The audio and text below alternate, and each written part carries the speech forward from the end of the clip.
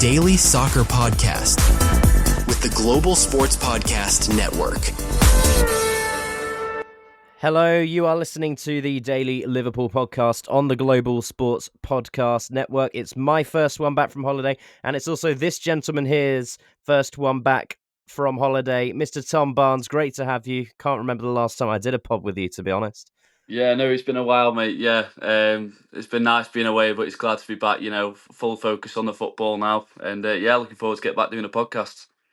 Yeah, good to have you back, mate. And this is a 2-in-1 sort of podcast because this is the Monday review, but if you're wondering why it's not out earlier in the day, it's because we were waiting for the Ballon d'Or results to come in first, and that's exactly what we're going to start off with, because Mo Salah has finished fourth. Mine, Darsh's, everyone in the Daily Liverpool, as Liverpool fans watching him week in, week out, unlike these journalists, had him first. If these journalists were watching him every week last season, Tom, surely you'd agree they would put him straight at the top.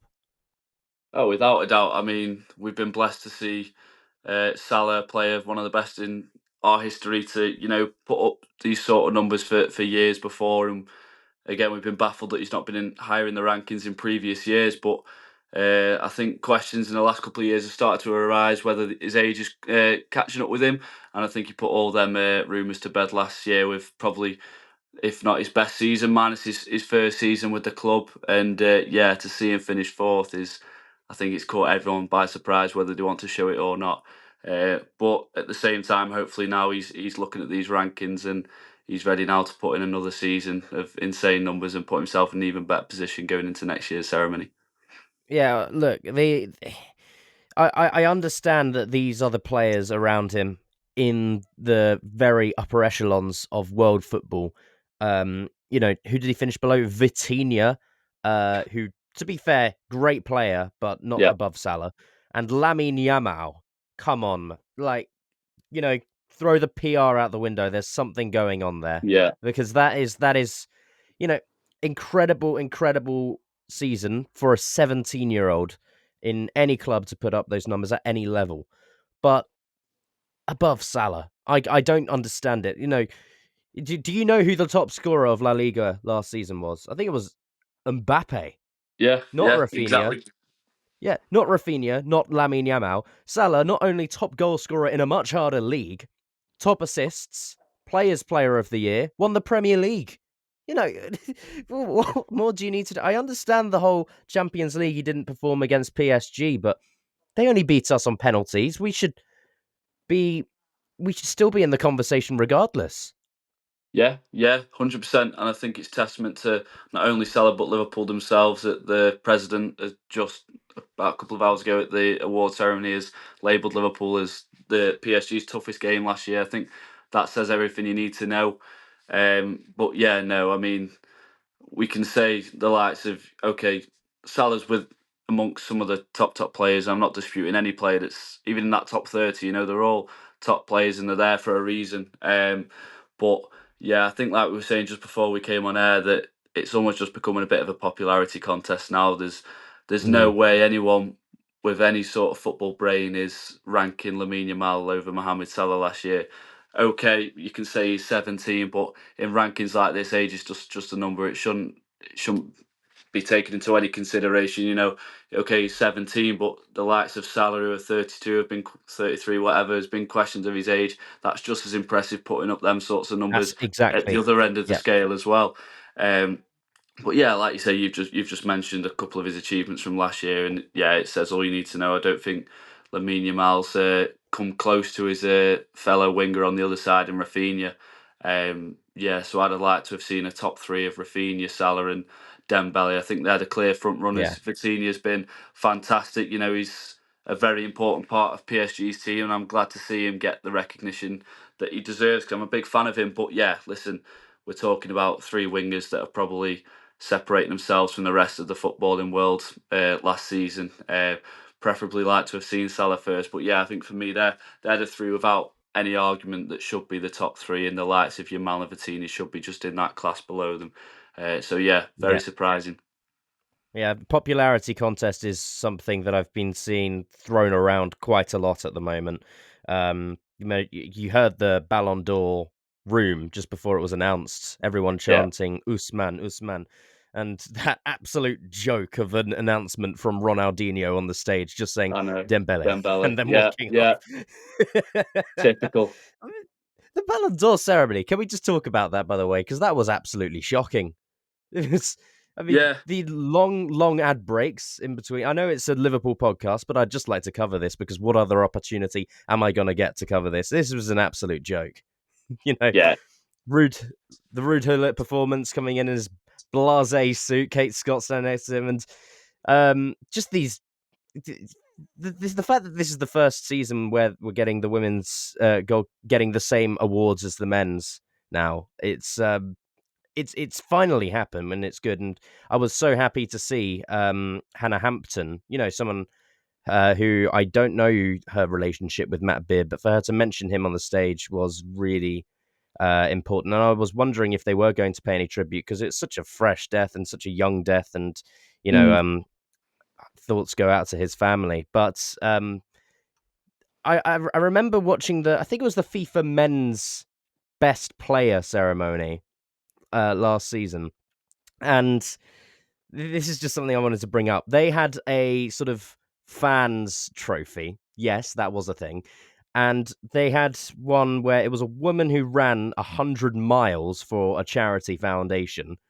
And she lost to a man who just brought his baby newborn son to a game and celebrated with him after a goal.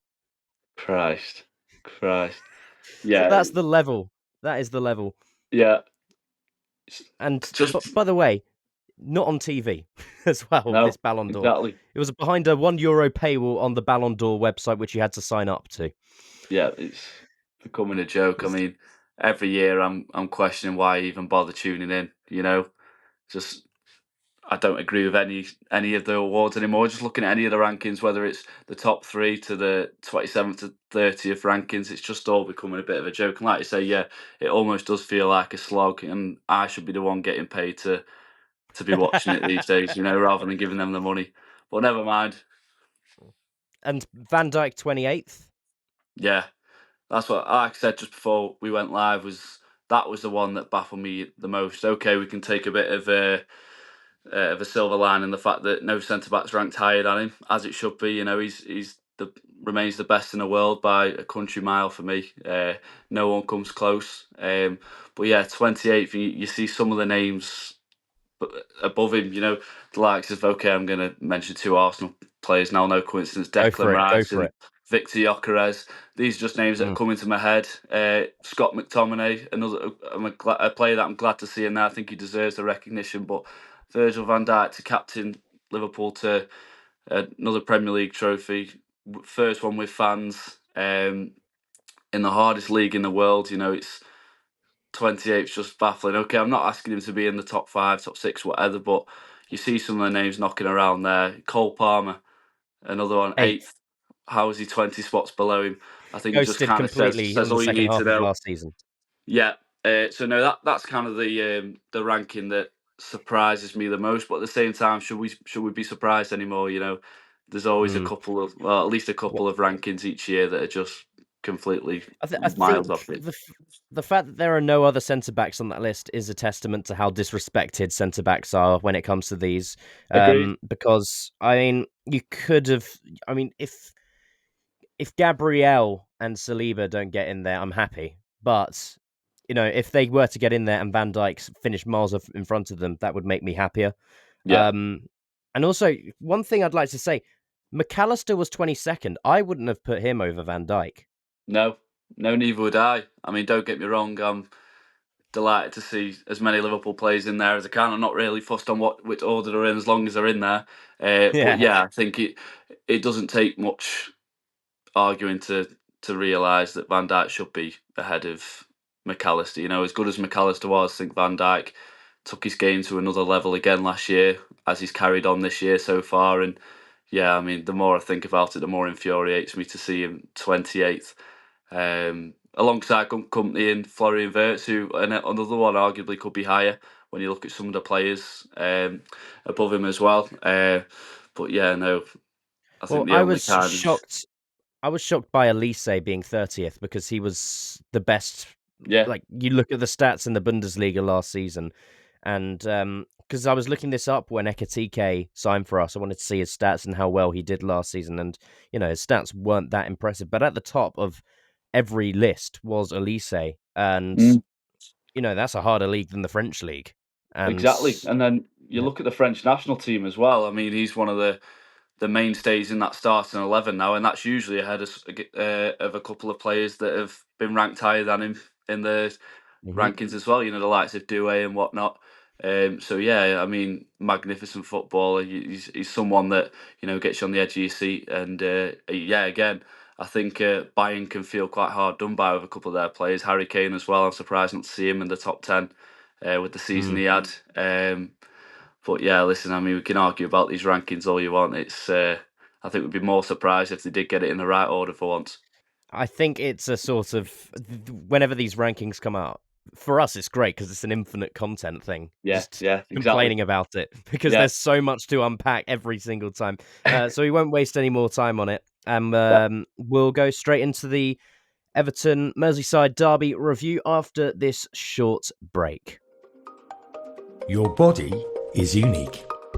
And Global Sports Podcast Network has partnered with Bioniq, the world's most personalised supplements. Bioniq provide 100% tailor-made supplements designed to deliver precisely what your body needs at exactly the right levels to optimise your health. No guessing. So click the link in the show notes. Use the code GSPN2025 for 40% off your first month's subscription.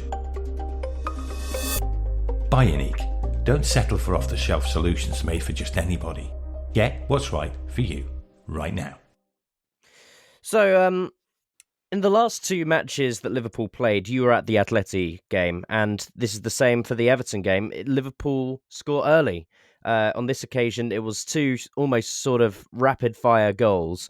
One from Gravenberch, one from Eketike. Firstly, that Gravenberch volley. This man, Yeah. we were just talking about the Ballon d'Or. This man could be in the top 10 easily next year because he is just getting better and better and better. I mean, what did you make of him? I mean, as Liverpool fans now, I think when you're talking about Gravenberch and you're arguing him amongst some of the names that are the best in the world, I think you're thinking the way he can put himself into that category, if you don't already put him there already, is getting on the score sheet a bit more. And I think that's what TNT were covering just before the game as well. They were saying for him to make that next leap into the elite category, which I already believe he should be amongst already. And I think a lot of Liverpool fans would echo that opinion as well. Was if he's to get more goals, and I think he's responded perfectly within the first few minutes. Scoring a goal like that. I mean, it's top draw, and it's come from a top player. Shades of Fernando Torres against Blackburn all them years at the Yeah, same end, the yeah, Anfield yeah. Road end. But yeah, I think it's a position he's finding himself in a lot more this year. I think he touched on it after the game as well. He feels like he's got a little bit more freedom in that Liverpool midfield now. And I think when I was at the Atleti game last week, you could see him and Salah linked up quite a bit. So it's no surprise that it was going to result in a goal sooner rather than later. And if he can keep popping up in them positions, then I'm sure we're going to have another good season. I just do you think he's the best midfielder in the world? That's something I've seen a lot of Liverpool fans online saying. I mean, if you're going off the first 5 games of the season, I think you can't really argue against it. He's just carried on where he left off last year, if not got even better. I think obviously we missed him the first couple of games due to his suspension, but I think he's come in and gave us that gentle reminder that this is the player I am, and I'm only going to get better from here. Mm. And he's obviously playing with different midfielders now. A midfield in Florian Wirtz that's settling in. There's new dynamics. McAllister's not been in the team as much, so Boslai's been asked to do a shift at right back a few times. So he's almost been playing in a midfield that he's not been entirely used to. We were quite lucky last year to have a midfield 3, midfield 4. If Curtis Jones started, that were relatively settled, and you knew you were going to get 7, 8 out of 10 performances every game from them. So to come in and pick up where he's left off, I mean, I think his goal against Newcastle goes under the radar as well. That was just as good, That in a was weird. stadium like that against a midfield as aggressive as they are to pick up that position and have the audacity to just pick out a shot like that from that distance. I think it just speaks volume of the confidence that's oozing out of him at the moment. And yeah, listen, he's still only young, and if we're going back to them Ballon d'Or nominations, I think if you're going off last season, it's very surprising he's not in there. I feel like we almost took him for granted in a way because obviously he started the season so well. We hadn't seen much of him prior to Arne Slot coming in, and he's someone that he almost put his arm around and said, "Listen, you're going to be one of the main men for me." And you could see that in the first pre-season under Slot and the first few games. You thought, "Wow, this guy's got the potential to be a world beater for us." And them 9 out of 10 performances that we were raving about at the start of last year, we kind of died off talking about them because it just became the norm. And I think having a season away from football, a summer away from football, sorry, and then coming back, he's kind of been the one to give us a gentle reminder why he is one of the best in the business, if not the best. And if he continues the way he's going, then he is the best for me. There's no arguing against Yeah. it. And he hasn't had a bad game all season. He's been No. incredible every single match. A goal and an assist for him, by the way. I forgot to mention he did assist that Eketike goal. And we'll move on to Eketike now, actually, because that flows really nicely into that topic. Another goal for him in the Premier League this season, and there's just no sign of slowing down for him. 23 years old, same age as Gravenberch. 3 goals and 1 assist in 5 matches. You're going to have a headache now if you're on a slot and you're looking at these big matches that we might have coming up soon, and you have to pick the player who's already proven in this Liverpool team and joined us for pre-season, and someone who's coming back into first team football after having not trained with a first team for the first 3 matches of the season. Yeah. But is already a world-class player proven in the Premier League. So you kind of have to think about that now, with Isak coming back into this team and going forward this season. What would you do? Would you continue playing someone who's settled in, or would you want to just rotate game by game?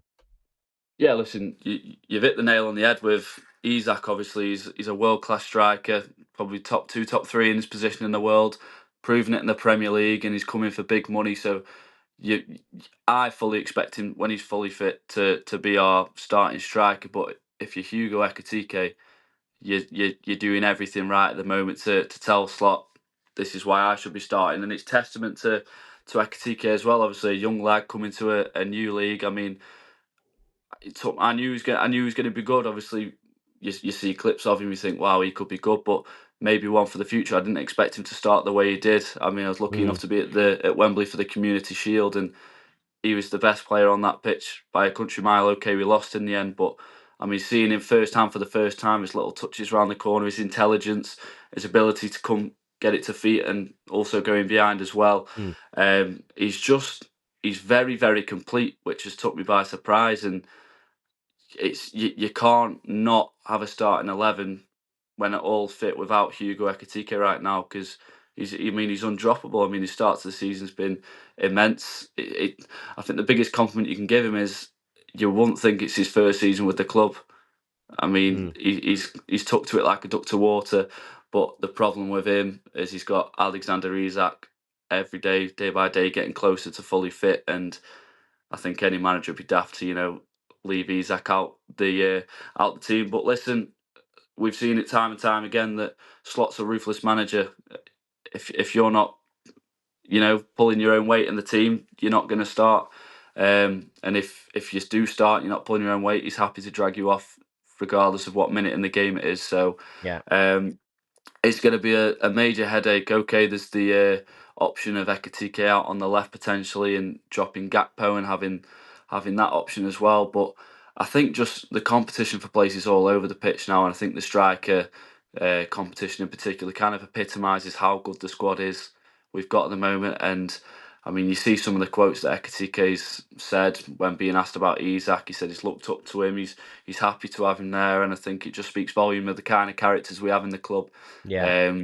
We're not going to drag anyone along. Everyone's going to fight for the position, and I think that's a recipe for success moving forward. So no, it's going to be a big headache, and it'll be interesting to see what Slot does, whether he sticks with the 4-3-3 or alters it to fit both of them in the number 9 positions, which are obviously their strongest positions. So no, it's going to be interesting moving forward. Yeah, I am inclined to think that we shouldn't be putting Eketike on the left and instead having the option of Ngumoa as a sort of because he's proven that he's good enough on the Agreed. ball, Yeah. definitely. Or you could even put Chiesa on the left. I still want to see him more on the left because I thought every time he's been played there, he's looked better. But you mentioned Slot pulling players off early.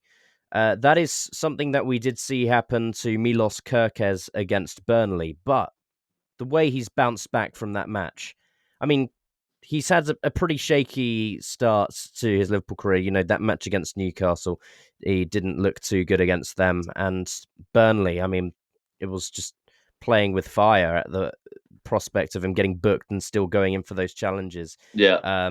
But his performance against Everton on the weekend was just exactly what we were hoping to sign, wasn't it?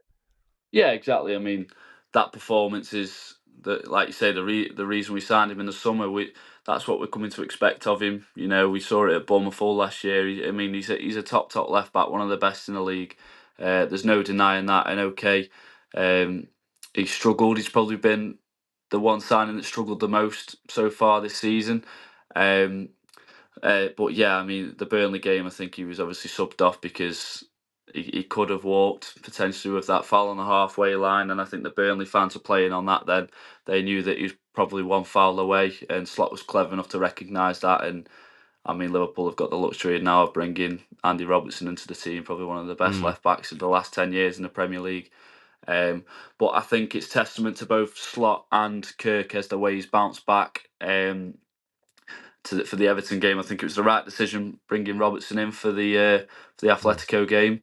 But yeah, the way Kerkes responded in the Everton game, you know, obviously Robertson, it's still touch and go whether he scored that goal against Atletico. But I thought, all in all, I thought he was very solid that game as well. A little gentle reminder of why he shouldn't be dismissed when it comes to, you know, picking Liverpool's strongest 11. But yeah, I think Kerkes, I think it. Again, I touched on character before, of the types of characters we have on the team and the way you can bounce back in a very big game in the diary for Liverpool fans, for Liverpool players, the club, in against Everton at home, and for him to put in a performance like that after, you know, obviously the disappointment of being dragged off before half time the week before, I think it says a lot about the man management of Slot, but also the type of character Milos Kerkes is. And I think they're the types of performance Liverpool fans should be expecting to see a lot more consistently moving forward. And these first initial games where he struggled are only going to be a rarity. Someone who I was actually quite surprised to see in the starting 11 was Connor Bradley, because I thought Slot would do his usual of putting Szoboszlai at right back and putting Wirtz in the number 10 position. Obviously, Frimpong was back on the bench, still coming back from that little niggle he had. But yeah, I was surprised to see Bradley, and he had a lot to do against a really in-form Jack Grealish. How do you think he handled him? Because Grealish did look a bit tasty at times.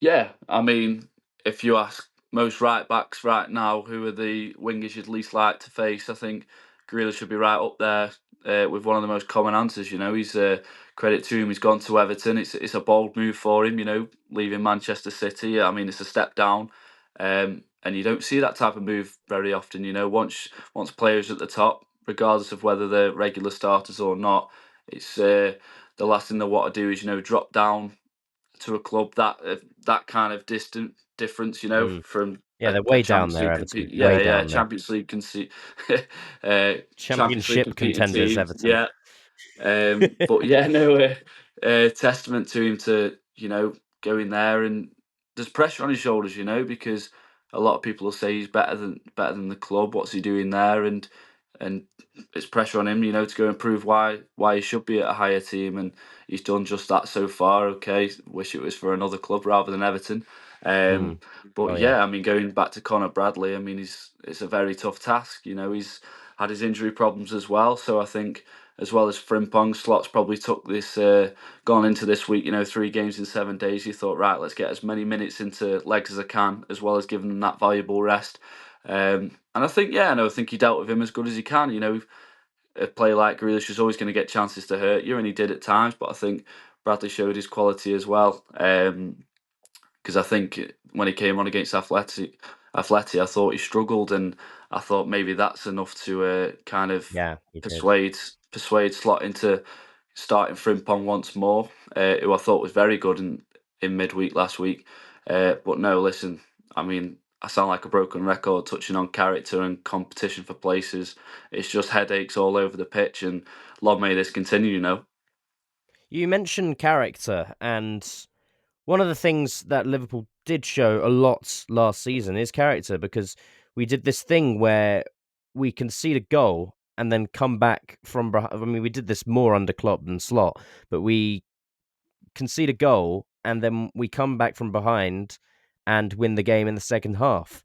This season, it's almost opposite, because we score early and then in the second half we still dominate possession, but we give the team a lot of the ball and they often score against us and win the score in the second half, and then we'll get a late winner.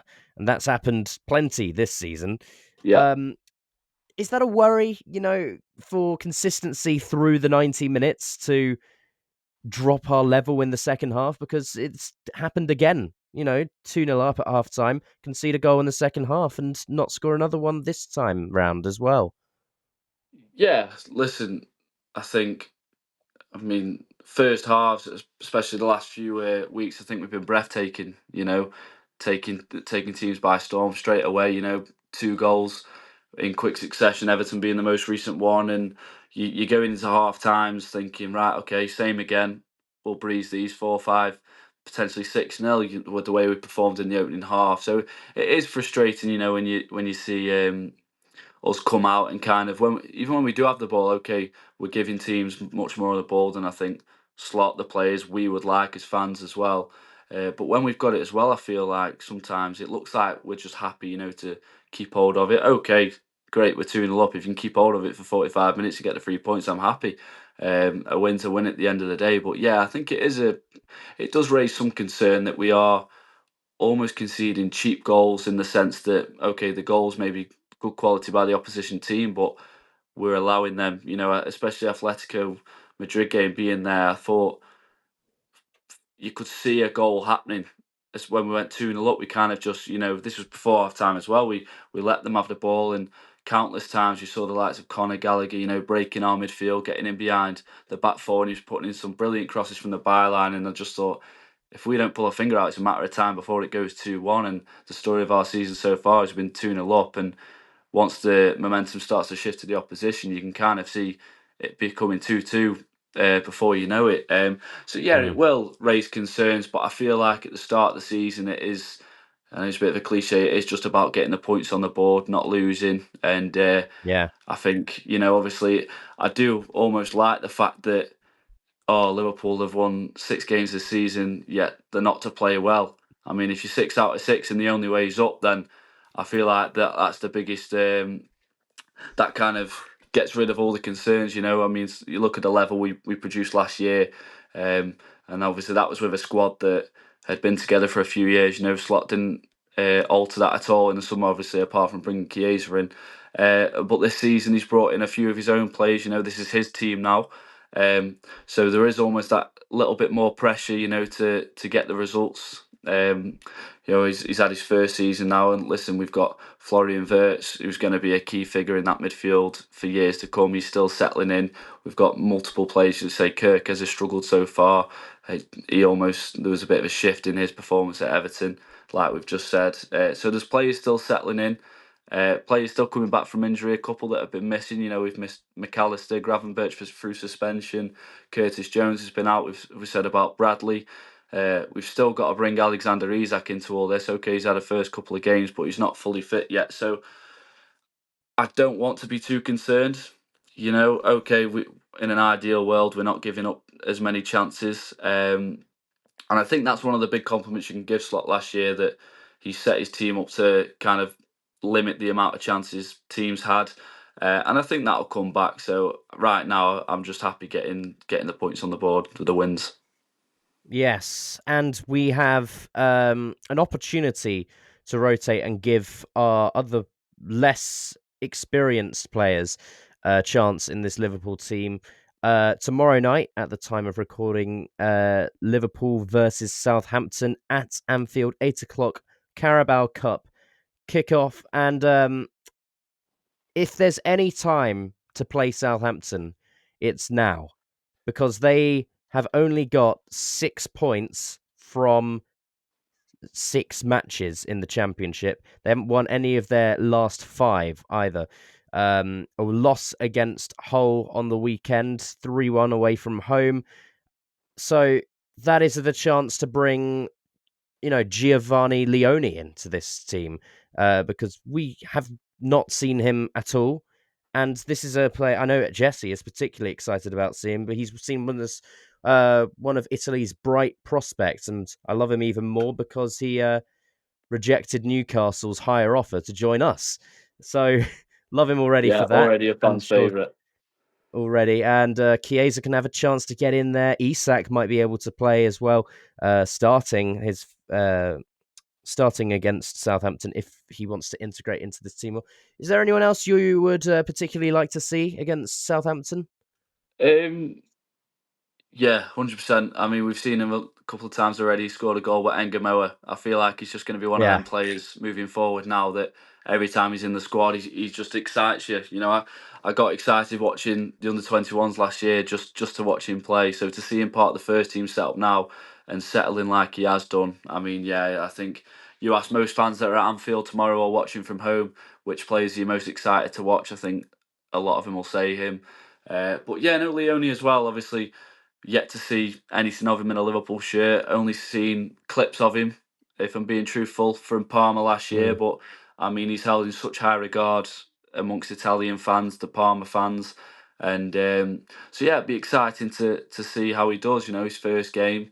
Obviously, been brought in with the expectation to be a starting centre back in years to come. So these are the opportunities that he can take now to kind of speed up that process. To kind of give Slot that message to say, yeah, look, I'm ready to start regularly for Liverpool. So it'd be exciting to see how he does. Chiesa again, someone that, I mean, I just love. I just feel every time he's on the pitch, he just reeks of chances. He's going to get shots on goal. But again, it's one of them games. They're always at the start of the season. These cup games where there's going to be a lot of rotation. Some of the games I get most excited for. You get to see players that aren't necessarily going to get to start. It's the opportunity for new signings to bed in, and what better time for Alexander Isak to potentially get his first goal and help him settle in that even a little bit more, get extra minutes in his leg. So I'll be surprised if he doesn't start tomorrow. I think it's a perfect chance for him. But yeah, no, listen, there's a handful of players that I'm excited to see. Trey Leone as well. Yeah. We all know the quality.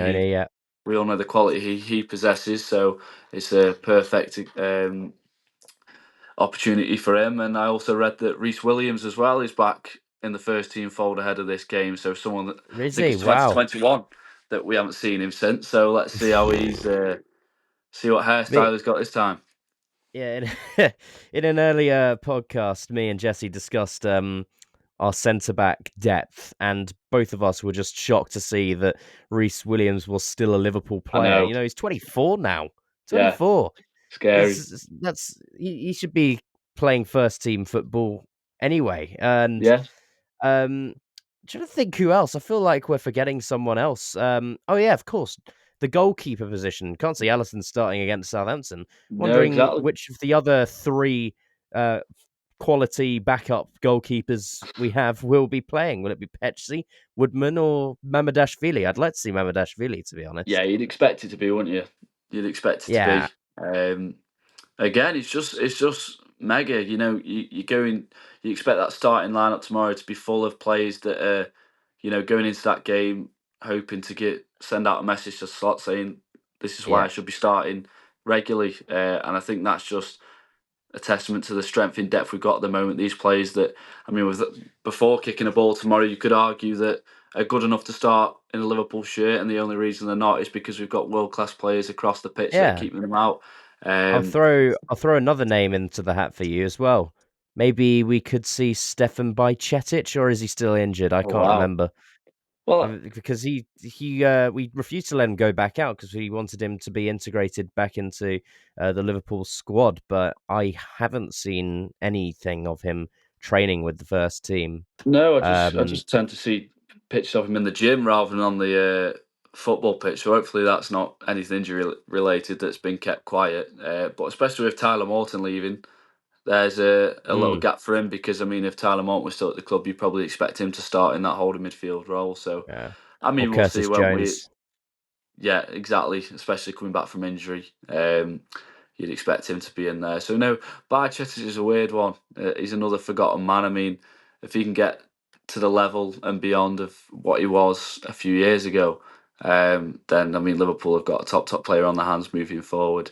But yeah, no, it's weird. He just seems to have fallen off the face of the earth. But hopefully he can somehow refine his form in a Liverpool shirt. But yeah, we'll see. Who knows?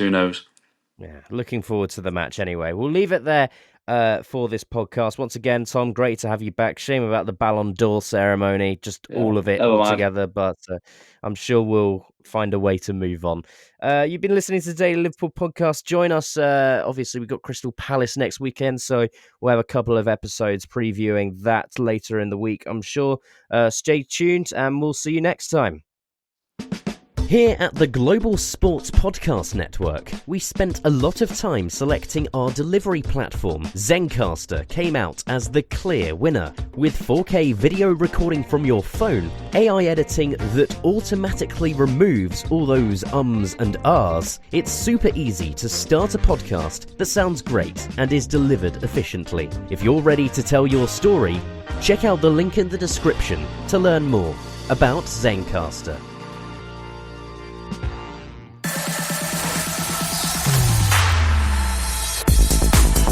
Your daily soccer podcast with the Global Sports Podcast Network.